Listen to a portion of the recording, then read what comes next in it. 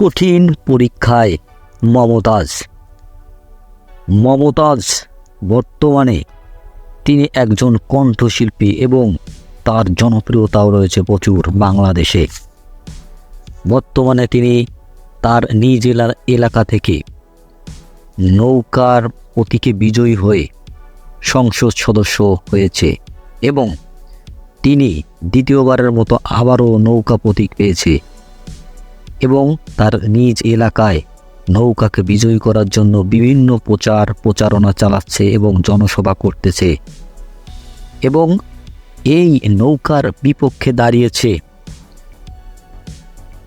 নৌকার আরেক আওয়ামী লীগের থেকে আরেকজন সদস্য, যেখানে মমতাজকে টেক্কা দিচ্ছে মমতাজের এলাকায় আরও এক জনপ্রিয় ব্যক্তি, যেখানে মমতাজকে সমানভাবে টেক্কা দিয়ে যাচ্ছে। এজন্য মমতাজ আরও জোর প্রচার চালাচ্ছে তার নৌকা প্রতীককে জয় করার জন্য। এখন আওয়ামী লীগের থেকে দুইটি ভাগে বিভক্ত হয়ে গেছে ভোটারগণ, কেননা আওয়ামী লীগের থেকেই স্বতন্ত্র প্রার্থী দাঁড়িয়েছে, যেটা নৌকার বিপক্ষে জয়ী হওয়ার জন্য প্রচার চালাচ্ছে।